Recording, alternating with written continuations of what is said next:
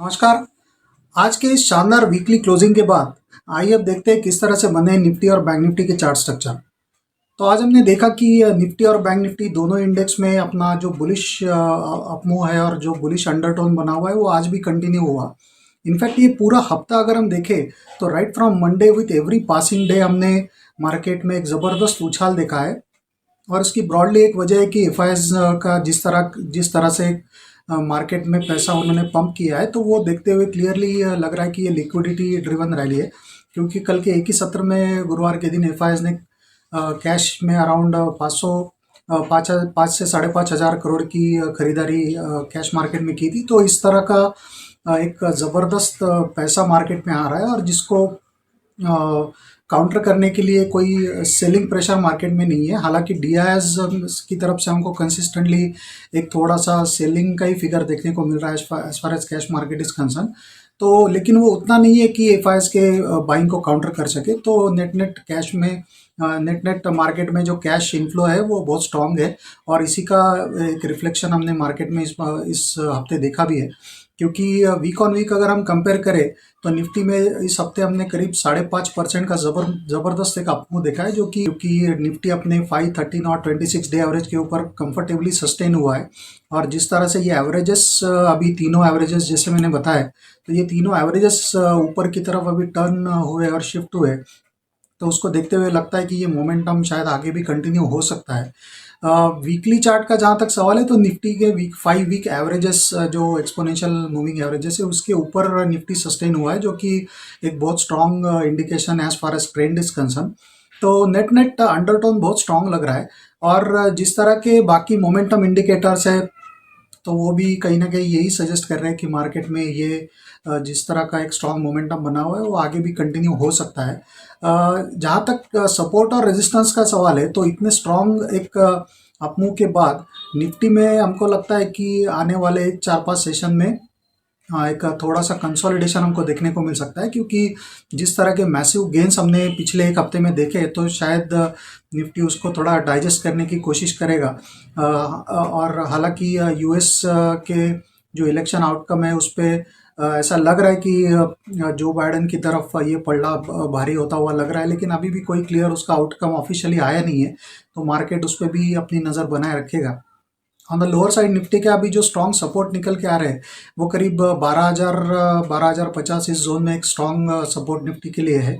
और उसके नीचे जो अगला सपोर्ट निफ्टी के लिए आएगा वो करीब 11,930 के आसपास का आएगा, जो मुझे नहीं लगता इमीडिएटली शायद वहाँ पे जाए। क्योंकि वहाँ पे एक प्राइस गैप है जो निफ्टी का ओपन है, जो फील नहीं हुआ है। और प्रॉबेबली वहाँ तक मैक्सिमम अगर इनकेस मार्केट यहाँ से रिवर्स होता है फॉर एनी रीज़न तो वहाँ तक का पोटेंशियल निफ्टी का है। लेकिन टेक्निकल सेटअप जिस तरह का बना है और जिस तरह का स्ट्रॉन्ग मोमेंटम है उसको देखते हुए लगता नहीं कि इमीडिएटली ये गैप फील होगा। तो for the time we can say कि 12,000 एक बहुत स्ट्रॉन्ग सपोर्ट जोन बनेगा मार्केट के लिए। On the higher side Nifty का जो ओवरऑल पोटेंशियल है वो करीब 12,700 750 इस जोन तक का नज़र आ रहा है। लेकिन हो सकता है इतने शार्प रनअप के बाद इमीडिएट निफ्टी वहाँ तक ना जाए इसी रनअप में।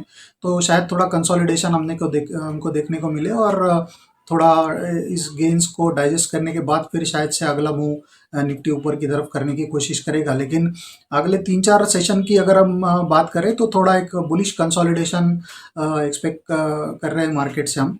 जहाँ तक बैंक निफ्टी का सवाल है तो बैंक निफ्टी में अभी जिस तरह का सेटअप बना है वो it is very similar to Nifty. In fact bank Nifty में हमने इस हफ्ते जिस तरह की तेज़ी देखी है वो करीब 12% से ज़्यादा की तेज़ी हमने बैंक निफ्टी में एक ही हफ्ते में देखी है। तो इस तरह का मोमेंटम हमने बैंकिंग स्टॉक्स में देखा है। और इतने शार्प रनअप के बाद ऑब्वियसली हमको थोड़ी सी थकावट इंडेक्स में देखने को मिल सकती है। लेकिन इसका मतलब ये नहीं कि इंडेक्स इमीडिएटली रिवर्स हो जाएगा ऑन द लोअर साइड। तो हो सकता है कंसोलिडेशन हमको देखने को मिले। तो हो सकता है इसका रेंज जो बनेगा वो थोड़ा सा बड़ा हो सकता है। क्योंकि with every day passing day of this week practically हमने 500 से 600 पॉइंट की रैली बिल्टअप होती हुई हर दिन इस हफ्ते देखी है। तो कंसोलिडेशन का रेंज भी शायद थोड़ा बड़ा हो सकता है। तो ऑन द लोअर साइड हो सकता है हमको 26,000 तक के लोज भी देखने को मिले। और on the higher side Nifty bank Nifty का जो रेजिस्टेंस बनेगा वो 27,300 के आसपास एक हर्डल उसके लिए आता है।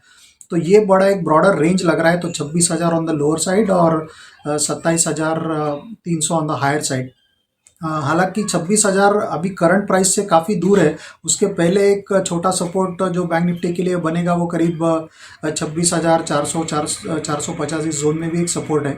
लेकिन मैं ब्रॉडर सपोर्ट की अगर बात करूँ तो वो 26,000 के आसपास है, और एक ब्रॉडर रेजिस्टेंस की अगर हम बात करें तो वो 27,300 है। हालांकि ये एक्सटेंडेड मूव मुझे लग रहा है, क्योंकि इसके पहले हमने जो बात की थी वो करीब 26,700 से 800 के रेंज की हमने बात की थी, कि जो स्विंग प्रोजेक्शंस जो टारगेट सजेस्ट कर रहे थे, जो कि आज हमने अचीव होते हुए देखे।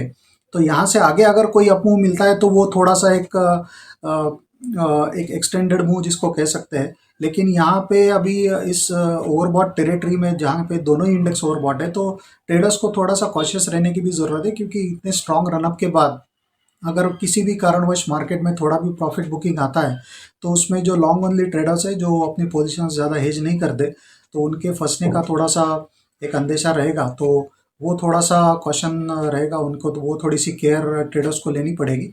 लेकिन ब्रॉडली अगर हम बात करें तो दोनों इंडेक्स का अंडरटोन बहुत ज़्यादा स्ट्रांग और बहुत ज़्यादा बुलिश लग रहा है। और जिस तरह का एक फंड एक मनी फ्लो मार्केट में आ रहा है, फंड फ्लो, तो उसको देखते हुए लगता नहीं कि इमीडिएटली ये जो रैली हम देख रही है, जो मोमेंटम हम देख रहे हैं, वो इमीडिएटली नहीं लगता कि फिजल आउट हो जाएगा। हो सकता है उसमें थोड़ा सा हमको ठहराव देखने को मिले, थोड़ा पॉज लेके मार्केट शायद फिर अगली मूव करे। लेकिन broadly speaking undertone is looking very bullish as far as both the indices are concern.